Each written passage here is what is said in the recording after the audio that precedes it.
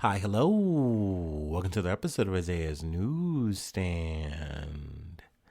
It's your host, Isaiah Edwards.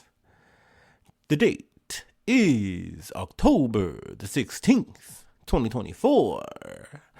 Hopefully, this episode finds you well, in good spirits, and high hopes. As for me, I'm doing pretty good. Let's see here. If yesterday was hectic, I was drowning in it. Today, it's getting worse. It somehow we are in the thick of it. I keep saying that, but I can't stop. It's like it's like I'm KSI or something. But no.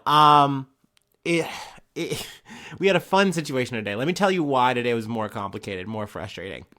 I come in and I'm like, all right, there's a lot of cardboard. We gotta get after it. That's the vibe. But I also, y'all know I've been dealing with the left-hand side, the trash and the whole, what are they called? The new method that we've been doing, with the new, I forget what they're called. I guess they are Gaylords still, kind of. They're plastic Gaylords, right? But yeah, so I was like, okay, these are filled. I got to get to these. And I noticed that the trash, it was just packed to the brim up to the top of the gate. And I was like, oh God, okay. And I'm just trying to mash it. I'm mashing it.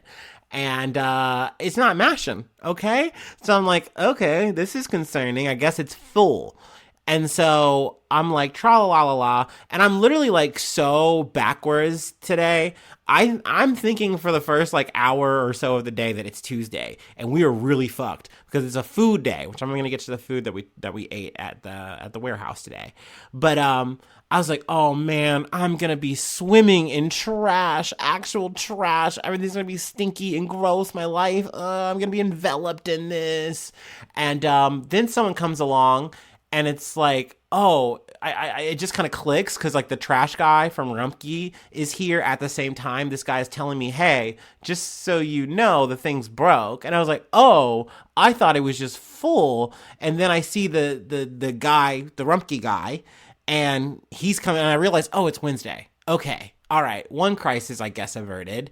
But then I realized, back to what the other guy said, oh, it's broken. There's this control arm that pushes the trash into the compactor, right? That's how that works.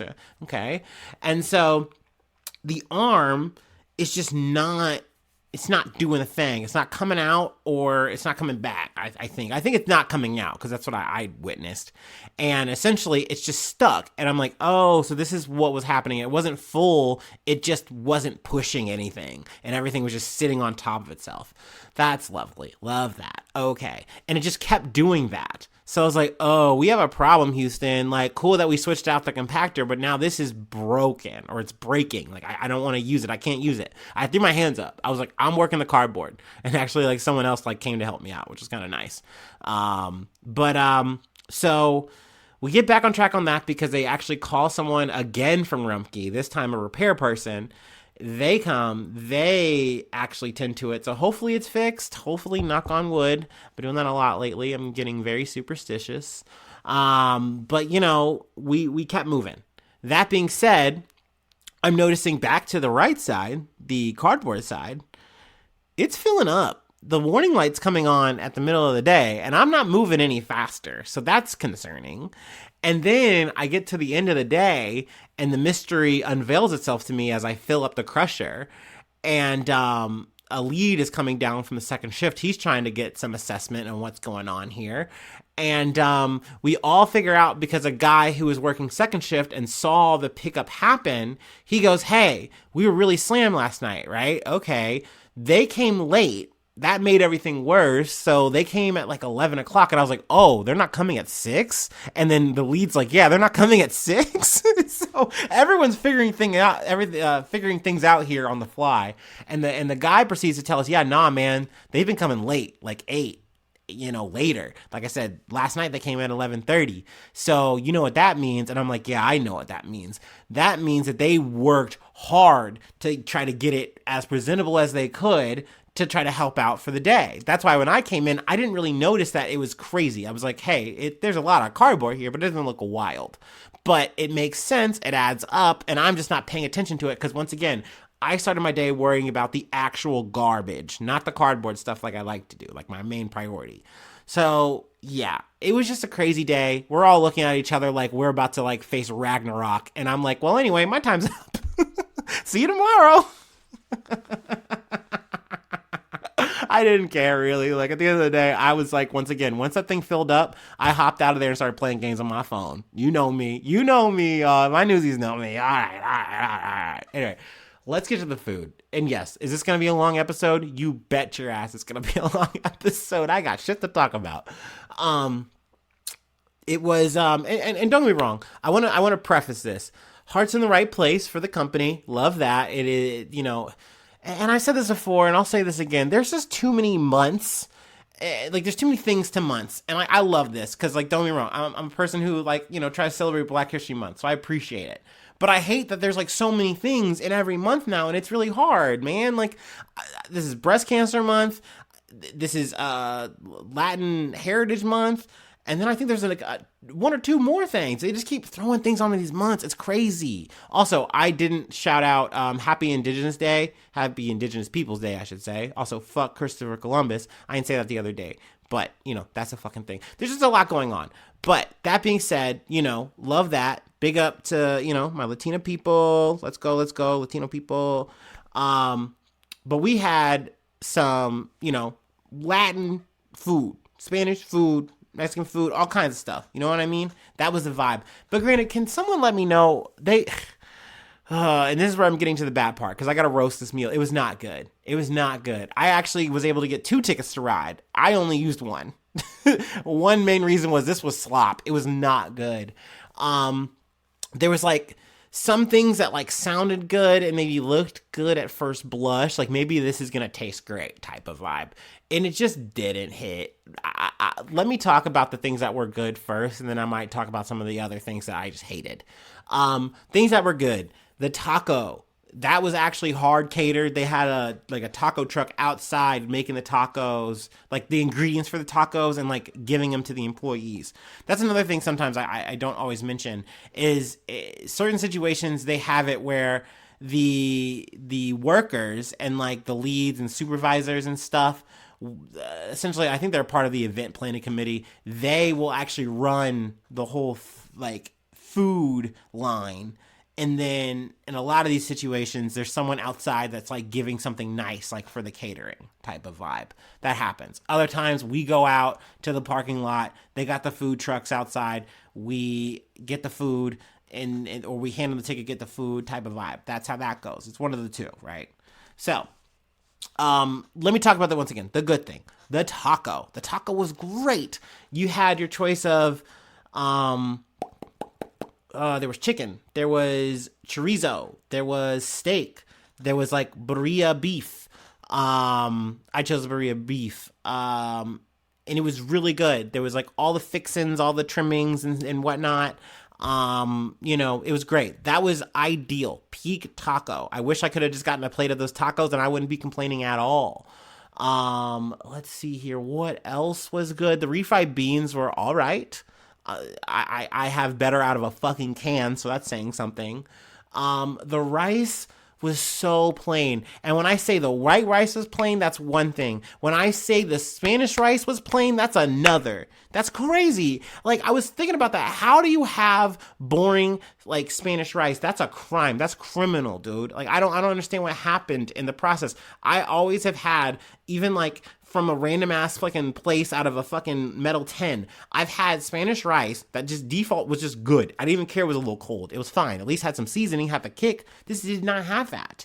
They gave us lettuce. They like salad mix. I was like, okay, cool, I guess. Thank you for that. What did I mention the mashed potatoes and the gravy? That's not Spanish. That's not Latino. That's not Mexican. I'm just saying words here. I'm sorry, but like, that's not anything. That's just filler food. Let me talk. I wanted to like the plantain. I've had good plantains, but this just felt like a hockey puck. It didn't have like any flavor. It just felt like kind of old and stale. And I'm like, damn, that's kind of bummer because like it was overall like, presentable. There was, I had a piece of pork with barbecue sauce on it. It was okay. barbecue sauce helped, but didn't, if you know what I mean.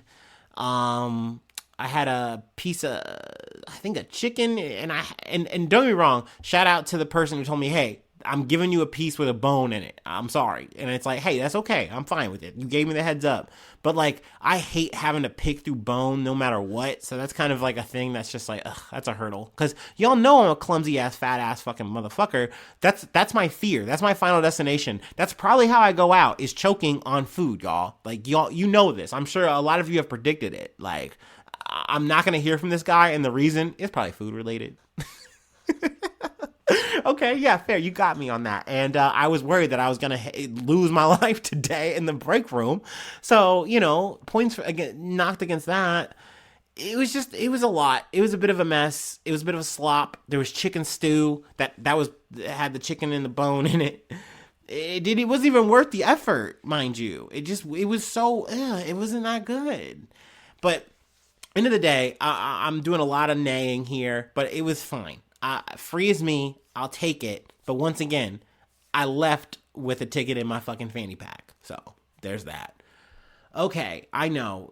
I was like, Isaiah, I thought you were a news podcast. What are you doing? What is this? And I'm like, look, you're just going to get Bridget Jones' Diary today. All right? This is what happened. Okay? Food Corner. The real Food Corner. This is what I made. This is what I did. Okay? All right, let's get to my shit, which I enjoyed, obviously, because I'm such a good cook. No, that's not true. But I made pasta bolognese, with the red sauce, with the onion. It was good. Let's see. I had 2 bolillo rolls. That's right, akimbo, with cheesy bread. And I made it like spicy. Like I put some like cracked red pepper in there, covered it, like I said, with the cheese and the butter. I don't know why, and the pesto and the olive oil. It just was so good. And I had the big salad. I had to do it to him. So yeah, that was a hit. That was a classic. That was a staple. No notes. Cinema. No. Let's see. Another random aside, because I finished a book today. I finished my second Anthony Bourdain read, Medium Raw. It was good. It was really good. I would definitely say Kitchen Confidential. That's what I would suggest to people if, like, you're looking to read an Anthony Bourdain thing. Also, fun fact, I didn't know this until I started reading. Anthony Bourdain has made fiction novels. And I'm thinking that that's going to be something I want to try to find, is like an Anthony Bourdain fiction book. Because, I don't even know or care if they're any good. Also, look up a photo of Anthony Bourdain in, like, from the Kitchen Confidential book. Look, dude, he had it, dude. The world was that man's oyster, and he was just chilling, just cooking. Like, what? He had hair for days? Looked great. Anyway, Medium Raw was a good book. I enjoyed it because you could tell this is him definitely post that book. Like, there's more successes now. This is him post cooking now. This is him as, like, the person as you've seen him. Like, for me, like, I remember watching him, the first time I saw Anthony Bourdain was watching him on a reality cooking show called The Chew. And, like, I was just, like, enamored with him from there on out. And then there was the CNN No Reservations, and I was like, I'm hooked. I love this man. He's great. And, just wanted to follow him around the earth. Obviously, RIP. But, it was definitely just really cool to learn more about his life, like just his personal life. And then also, too, a thing I liked is there's such an homage to other chefs in this book that I really enjoyed.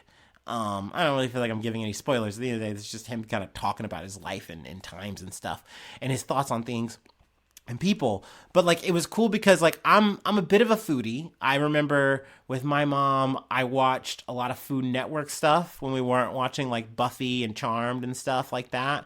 So it was a treat for me to, like, watch these chefs and, like, hear about them. And then I would, like, go on to watch them further in, like, other reality shows like Top Chef and things like that. So, like, hearing him, like, have this whole chapter just dedicated to, like, David Chang was really cool. Like, I was like, damn, like, even if this makes me like David Chang more or less, I just really dig that he has such a strong opinion about him and really took it seriously and took it to heart to be like, man, this dude's food is so good. I want to know more about him. Like, and he would just hang out with him, talk with him. Like, I don't know. I just love Anthony Bourdain, man. Dude's great. So salute to him. Salute to Pasta. All right. That was long. That's so long, y'all.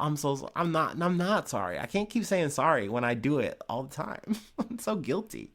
Hell, man, I almost want to even talk about gym, but we've talked so much about food. We'll save it for another day. I will say foot is still hurting, but better. We had a good workout, good pump. I actually said no bike today, and I was like, we're gonna shake it up because I tried to take some advice from my wizened coworker who is like built like a shit brick house, and he told me to do something, and then I asked another one of my friends that I've worked out with, and he's like, yeah, you should do that. And I was like, okay, I'm gonna shake it up a bit. So I'm trying, y'all. All right, I'm putting that on the ether that I'm switching it up. I'm trying to shock the body, if you will. Okay, so yeah, that's a thing. There we go. We talked about it. I can't help it. I'm a gym rat now, y'all. I think the transformation is complete. I'm always stinky. I hate it, but I can't stop now. My hands, they hurt. I think I have blisters on my palms or calluses. It's calluses, right? Yeah. Oh, I hate it. I remember I tried to play guitar and like I didn't even get through like 10 chapters or not even 5 of like, Guitar for Dummies before I'm like, my hand hurts. I don't enjoy this. And my neighbors are yelling at me because of this fucking amp and shit. I'm done. Okay. All right. I'm sorry. I'm dragging. Let me do the startup and we'll get into some news. Let's fucking do it, y'all. Let's go.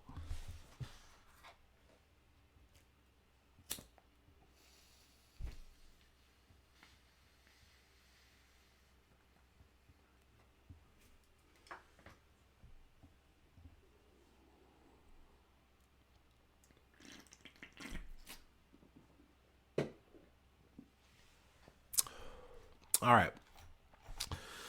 To the heavy shit. From Reuters. Mayor among 16 killed in Israeli strike on South Lebanon municipality building. An Israeli airstrike destroyed the municipal headquarters in a major town in South Lebanon on Wednesday, killing 16 people, including the mayor, and the biggest attack on an official Lebanese state building since the Israeli air campaign began. Lebanese officials denounced the attack, which also wounded more than 50 people in Napate, a provincial capital, saying it was proof that Israel's campaign against the Hezbollah armed group was now shifting to target the Lebanese state. A statement which I wholeheartedly agree with. They keep trying to say, hey, we're doing these precise strikes and we're trying to get Hezbollah. They're using human shields. I mean, you've heard this shit 1,000 fucking times in 1,000 different flavors, and they are just doing it here. And it's like, dog, no, like, you're flattening actual buildings here. And it's like saying, oh, well, we got maybe like, I don't know, 5 guys that were Hezbollah for sure. And it's like, no one, like, that's not doing anything for anyone. Like, this is terrible what you're doing. This is an atrocity what you are doing. And you just keep doing it day after day after day after day. The Israelis intentionally, this is a quote, intentionally targeted a meeting of the municipal council to discuss the city services and relief situation to aid people displaced by the Israeli campaign. Caretaker Prime Minister Najib Mikati said. The UN mission in Lebanon, or UNIFIL, said its peacekeepers observed an Israeli tank firing at their watchtower near southern Lebanon's Kfar Kela on Wednesday morning. 2 cameras were destroyed and the tower was destroyed, UNIFIL said. They are literally doing whatever the fuck they want. There's just no ifs, ands, or buts about it. It is being covered day after day after day after day. It doesn't mean anyone's going to fucking do anything about it, but that is the case. Like, it is crazy to do this. And I feel like it takes it to the umpteenth level because there are some people who are going to try to cling to this idea, once again, when you reference October 7th and you go, oh, well, with the UNRWA thing, which is the UN organization that's in Gaza, we linked that. We linked so many people to October 7th. They were working with Hamas. They were Hamas. So, and we've told you time and time again. And in this situation, they try to say, well, UNIFIL, they just didn't do anything. And they might as well be working with the enemy. They keep trying to insinuate this. And it's like, okay, that doesn't allow you to just do carte blanche, do whatever the fuck you want and kill people. You can't kill these peacekeepers and think that this is just going to be an okay action. But at the end of the day, what stopped them? Nothing. So they keep doing this shit. They just keep ramping up. If they don't slow down, they do not stop. So, I mean, there's more details here, but I did want to get to the second part. That I wanted to talk about just, in this front, in this area, from NPR. UN tells Israel to let more aid into North Gaza. And this is actually a short blurb. They do have the listen, like you can listen, it's like a 2-minute thing. But Israel has allowed a trickle of aid into Gaza this week. Oh man, excuse me, I'm sorry. But the U.S. says it is just not enough. The Biden administration is threatening to withhold some military aid to Israel unless that changes. Do you hear how limp-wristed that sounds? How flaccid that is? When you control the levers here. You could stop this shit right now. You could say, we're not giving you any more fucking weapons until you fucking go to the table and do a ceasefire. You could do that. Simple and plain. But Biden's like, I'll give you 30 days, Jack. And what do they do immediately? They go, oh, okay, all right. And they give this, the quote is perfect, a trickle of aid. And it comes in through northern Gaza. And now they're going to think, well, then I guess we have this mad dash sprint. Because what are they racing? They're racing against a 30-day clock in which they know what? Because Kamala's not gonna. I hate to say it, y'all. I have completely resigned myself. And let me add, my vote is already locked in. Like, my shit's good. Like, it's already out into the ether. Like, you know what I mean? I'm not trying to fucking do this shit on the actual day. I'm just gonna say that shit. But like, it just doesn't matter, dude. Like, I don't think so. And even if it did, it's not gonna change this conversation because we already know what Harris is going to do in Israel. She's going to just let Netanyahu just run amok. And maybe she'll make a quote and be like, I just don't like it. I'm shaking my head at the atrocity factory. Like, it's the same thing that Joe Biden is doing. It's not that much different. It's just girl bossed. So, left has got me there. That's for sure. But, 30 days. That's essentially what Joe has said. And they're like, oh, okay, we hear you, man. But let's say what I think is most likely going to happen. Trump gets in. At the end of the day, then they're going to be like, oh, great. 30 what? What does Trump say? Yeah, go off. Go crazy. And then they're just going to go crazy. But let's be real. They're going to keep doing what they're doing no matter what. Because we're not going to change our policy. We could have done this at the offset of this shit. We knew what was going to happen. If my dumb armchair ass saw what was going to fucking happen on October 7th and every motherfucker else did, there's no way that the Biden administration didn't. You know what I mean? Come on, be fucking for real here. But yet here we are like, yeah, man, I can't believe this shit. I can't believe Israel's doing this. What do you mean? You're giving them the tools to do it. You're allowing them to deprive people and occupy these people. What do you mean, bro? So, I know, I'm a broken record. I'm trying to section this shit off so we don't talk about it every day, all the time. But I've said this before where sometimes I take a day away from this shit and so much fucking happens. And I feel so fucking bad for not even talking about it. You know what I mean? Letting that just shift into the ether. And, I know, obviously, motherfuckers were getting paid to talk about this shit, but it's rough. It's rough. But, Do I even try to do the silver lining where it's like, hey, at least there's just a little bit, that trickle hit the bucket, a little water in the bucket. I guess there's something, right? I guess something. Hopefully someone's going to get... and it's crazy. It's crazy. Before this shit even hit the fan where you heard Israel buckle and let the aid in, I heard an Israeli spokesperson try to, do the spiel of, well... you guys want to get this aid in, okay, but the aid's just going to go to Hamas and they're just going to hijack it. And then they're just going to terrorize the people with this aid. It's just not what you think it is over there. And it's It's just crazy that this is the script that these motherfuckers have been running on from the jump. And it's crazy that it's worked for this long, and it continues to work. At least technically it does. Obviously, people see through it. My dumbass is fucking talking about it, so obviously, like... But it's just crazy that it works on the surface for the politics of it all. Like, once again, no, it's just not appalling enough, apparently, for the Biden administration to do anything other than this 30-day whatever that he's not even going to fucking follow through with. Anyway, let's move on. I'm sorry. I know. All right. From CBS News. Robert Tell's former Las Vegas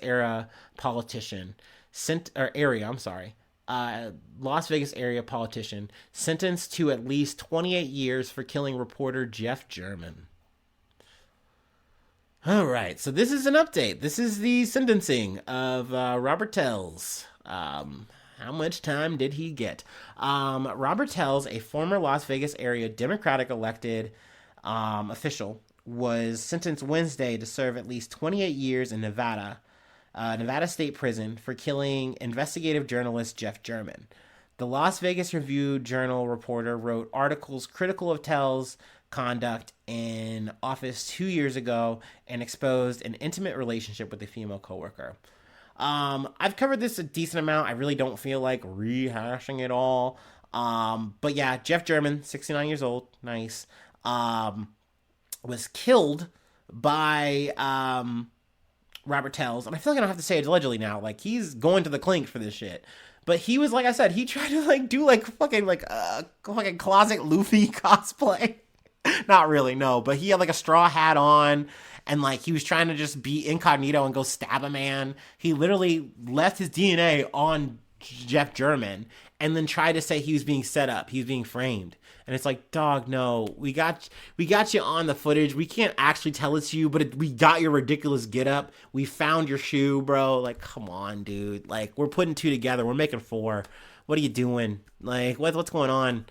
And, I mean, he tried to even, like, you know, get on the stand, you know, Fiverr is right. I kind of want to smash cut ahead to actually the defense attorney. Normally I'm like, ugh, what a worm. Ugh, don't like him. Not really trying to talk about him. But this guy was actually kind of interesting. Tell's defense attorney, Robert Droskovich, asked for leniency for Tell's and told the judge that Tell's intends to appeal his conviction. After sentence was pronounced, Droskovich withdrew as Tell's defense lawyer. The sentence was not surprising, Droskovich said outside court. We fulfilled our defense obligation. We parted on good terms. Tell's preserved all his rights for appeal. And that, to me, was just the most sterile legal way of just being like, once this shit was done and dusted, man wiped his hands of this shit and walked out and said, peace out, motherfucker. You're weird. He was done. He was not interested in defending this man. And I like that. I like that energy where, like, you really show with your legalese aura that you're not fucking with this guy. All right. You're just doing your job. And I'm like, I actually appreciate that. So Droskovich, tip of the hat to you. Tip of the boulder cap to you. If I'm, playing some conkers, a little reference to the last episode. Anyway, like I said, Tell's, I don't really want to even talk about this guy. He was a schmuck.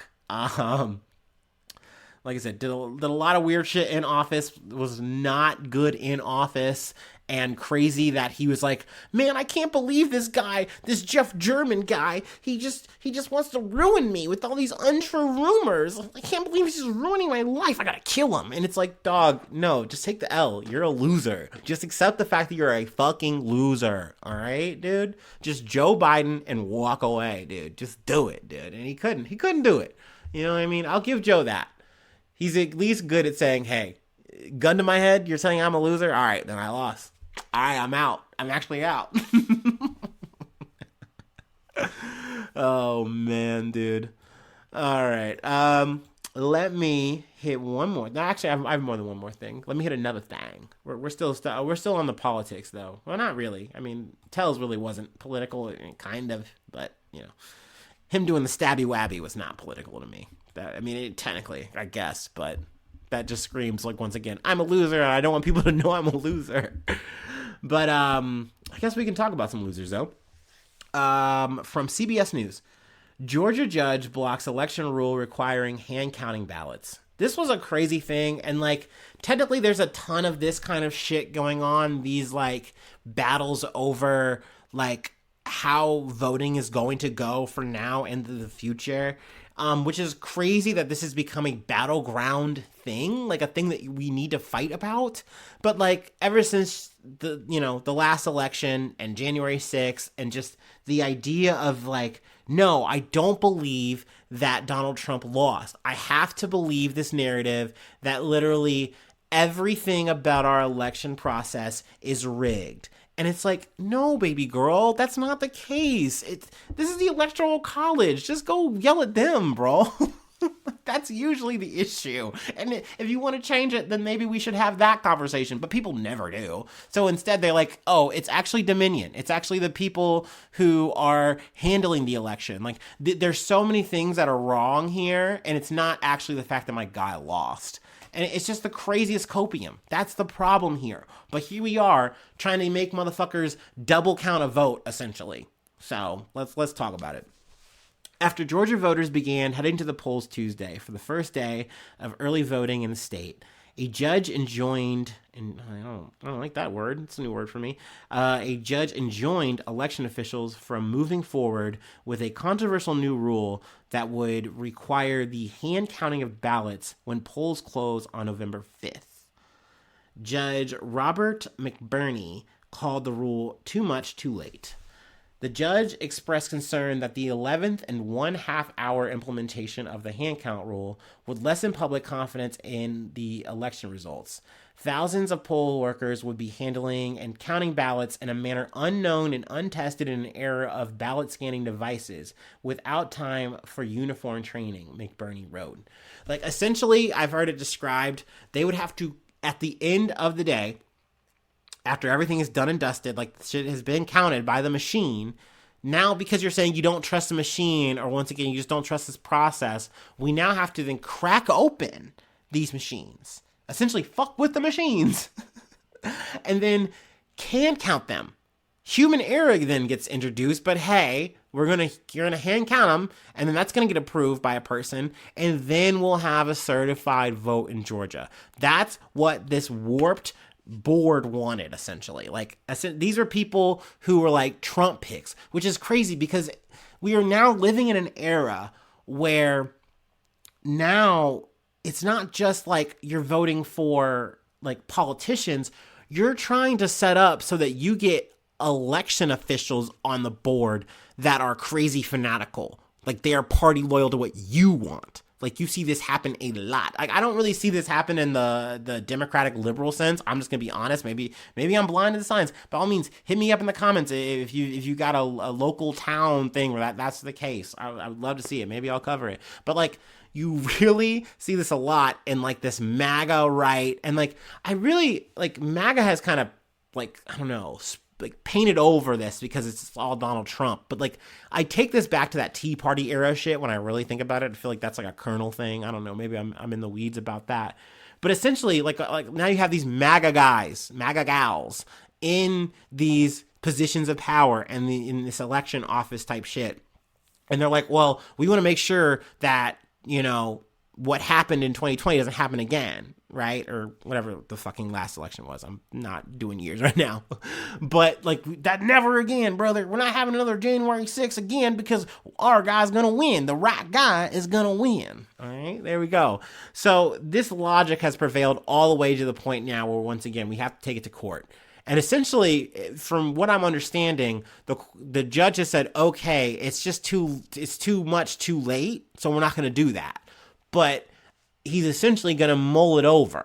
And in the future, maybe this does become a thing. So that's concerning to me, obviously, that, you know, we're not exactly done with this. It's not exactly over. But obviously the good news here is, at least in Georgia, which is a swing state, you know, things are going to go, you know, more or less normal, you know, at least in terms of the process. That's not to say anything about the threats and any kind of potential aftermath, that comes post this election on the November 5th. But at least things will go the standard efficient route, which I'm okay with. I'm happy with, as just a normal, I feel like a more or less normal, American citizen. I don't know. Call me crazy. Maybe you would. All right. I know. I'm just kind of in full riff mode here. I'm just kind of riffing it on, dude. I'm just kind of crimpity now, crimpity how. I'm going to read this little bit of excerpt just to say we read some more. The hand count rule and others were passed in September by the 5-state person election board on a 3-2 vote pushed through by a trio of supporters of the former President Donald Trump. The rule will require precinct poll managers and poll officers to unseal ballot boxes and count the ballots by hand individually to ensure the tallies match the machine-counted ballot totals. Why you wouldn't trust the machine to count is crazy, but I don't know, man. It's like, this isn't AI, so it's not that. Like, this is the same kind of thing you put your fucking Scantron through when you were a kid to do a goddamn thing at school. It's the same technology. It's super easy. It's very binary, like ones and two shit. It just reads the shit off. And I liked it too because this election worker had mentioned this because someone was like freaking out at them one time where they're like, how do I know my vote's being counted? And it's like, well, you look at the thing once you boop, boop, boop, and you put all your guys in, it tallies up, it ticks up to show, hey, that's your vote. It just counted, it just went up, But once again, there are people here who are never going to trust the process, and they never want to trust the process because, once again, their guy didn't win. And let me be frank. Let me be fucking clear here. This is not something that is exclusive to conservatives, to Trumpers. I remember when Trump won, and everyone was like, well, this isn't my president. And then they're like, well, what about the popular vote? I thought Hillary was winning and that blah, blah, blah. And they were acting like things were suspicious. And once again, you have to reference Nimrods like this to like, well, it's Electoral College, dog. He won by those numbers. So that's just how that works. Can we stop pretending that like Ohio is like a fucking, blue state, or not blue state, a swing state? It's obviously not. It's very Republican. Just taking it back to like 2016. So yeah, there was that, man. Yeah, it was 2020. There you go. Quick math. Some say 2020 was never over. I don't know. I don't fucking know, man. I'm gonna take a water break and then I'm gonna take my last break. How does that sound? Let's get the click remote and press fast forward. How does that sound?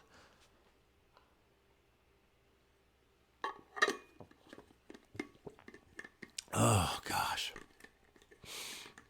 This is very random, but I'm gonna say this in like just to say it because I don't even want to like do an article coverage on it. I think, but like Diddy there's been more Diddy allegations. How about that? Diddy the diddler. It's because it's an underage person. At least they were underage at the time. That's been a thing. I think that might be a lawsuit, but it's one of those things where I feel like I've said this on a pod earlier. I've said this to friends where it's like, there's a strong chance that Diddy is going to be constantly in some kind of criminal or like, financial lawsuit, civil lawsuit. You know what I mean? Like, there's just, he's just been at it for so long. And like, once again, people can just be like, I mean, hey, I have the receipts even too. This happened to me.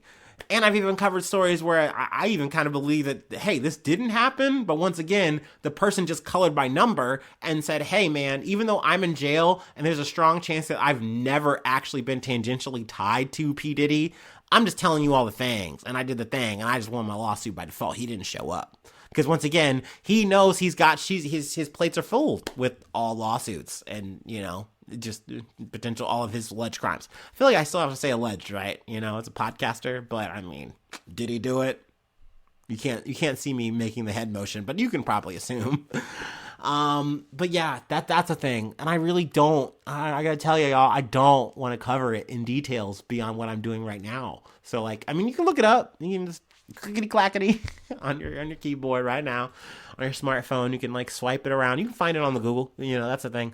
But I'm sure I will do more concrete Diddy coverage when more legal shit happens in the trial at hand, or in any of the civil stuff, like, y'all know I'll be popping up for that. But I just really didn't want to dedicate it to it. And I'm like, the way this episode is as mushy as my plate was in, this afternoon, let's just kind of just fucking live in it. Let's just fucking chicken stew in it, okay? But yeah, let's take our last break. I just had a little sippy of the water. I'm feeling a bit less parched. Oh man, I can tell this is a late episode because I'm literally like looking at the clock. Oh, it's so bad. Oh man. What am I, Joe Rogan? Anyway, let's take our last break.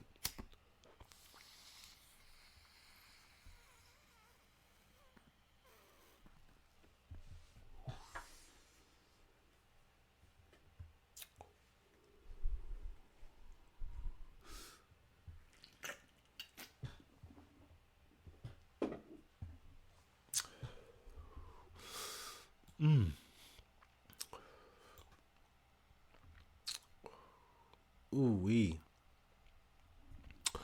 Okay, from CBS News. Pandas from China return to Washington, D.C. after beloved animals left National Zoo last year. 2 giant pandas arrived at the National Zoo in Washington, D.C. Tuesday, less than a year after the nation's capital said goodbye to another pair of pandas that were on loan from China. The new pandas, Bao Li and Qing Bao, I think that's how we pronounce it, departed Chengdu, China on Monday and made a stop in Anchorage, Alaska, but that was cold, according to a plane tracker, flightaware.com. From there, the pandas left for Washington's Dulles Airport. Dulles. It's Dulles. It's Dulles. I've heard it before. I can say it. Dulles International Airport, and landed at 9:53 a.m. on Tuesday. 2 FedEx trucks, which I love how FedEx is like, just like, oh yeah, we got pandas on the plane. Oh yeah, we got pandas on the truck. And it's like, because they're literally plastered on there. Like, look at the pandas. Look at the cute pandas. Guess who's back in town? The pandas. Which I'm like, hell yeah, I get it. It is cool that the pandas are back. There's a smile on my face. I enjoy it. Panda diplomacy works. It's definitely better than wolf diplomacy, I'll tell you what. But then again, maybe both work. Maybe you need a little both, little akimbo. But yeah, no, I love the pandas. Shout out to the pandas. I'm a bear guy. Let's see here. No, I mean, they're cute. I feel like the pictures gotta do better justice. You see these guys chewing on some I don't know. What are they chewing on? They're chewing on some shit. I know it's not bamboo. I want to say bamboo, but that just makes me sound stupid if you looked at it. But yeah, I'm happy that they're back. I'm glad it wasn't a really long time. It was less than a year. So it was literally going to be November, would have been when the last 2 pandas left. But yeah, I'm glad. Like, I mean, we're not surprised. I did cover this before, that they were going to be coming, and I was essentially like, oh, don't even want to cover this. I'm like, of course you want to cover it, man. Like, these are the feel-good stories that we like, okay? This is the balance. We talk about the tragedies, the atrocities, but we also get to talk about giant pandas being cute, and that they're like both little 3-year-old little babies, and they're gonna grow up together, and we get to watch. If you want to go to the National Zoo, and like there's gonna be I'm sure there's a little zoo thing, that they got for Mooding, and for them, we don't have Mooding. I think it's Thailand, right? I think so. Mooding. I told a friend this. I haven't said this on the pod, but I'm gonna say this now. If you want to actually hear a conspiracy, tinfoil hat on now. I think Mooding is a psyop. Okay, I'm going to say this before I close. I'm going to keep it a fucking buck with you. I think Mooding is a psyop. And you know what they're distracting you from? Our Fiona. Okay? Our Fiona. Cincinnati's own. Cincinnati's very own. Okay? And like, we had the hippo game on lock. But Fiona can't beat a fucking teacup pygmy, hippo or whatever it is. Okay? It's so cute. And it's covered in like carrots and stuff. And it's always biting. It's just too memeable, all right? And don't get me wrong, I think both are cute. Maybe I'm biased. Maybe I'm crazy. But I think that you shouldn't forget about Fiona, because I haven't, okay? All right? So there you go. I'm going to leave it at that. I went from pandas to hippos, but there we go. That's just a day in the life on the podcast. Holy shit. It's a long episode. I'm really sorry. but I'm not sorry. I just said that. I'm sorry for hitting the microphone. I'm sorry I'm swinging my hands around and being crazy animated for no reason. This is why I don't need video, okay? All right? You don't need to see this. I will say, actually, it is hoodie time. It's cold. It's getting a little bit nippy, all right? But, yeah, that's it. I'm sorry we went long, but hopefully you've enjoyed it. Hopefully you had a good time. It's been a ride, right? And hopefully I'll see you tomorrow. But let's see. If you'd like to help out, support the effort, patreon.com/Isaiah News. IsaiahNews1@gmail.com. You just want to send me the free feedback that way. Any of the socials, please subscribe to the YouTube. Leave a like, leave a comment. Sharing is caring. Hopefully the comment's cool, by the way. Be nice, be chill. Or corrections are fine too, by all means. That's it. Thanks so much for tuning in. Thanks so much for being a friend. And hopefully I see you soon for some more good news. I love ya. Bye-bye. Mwah.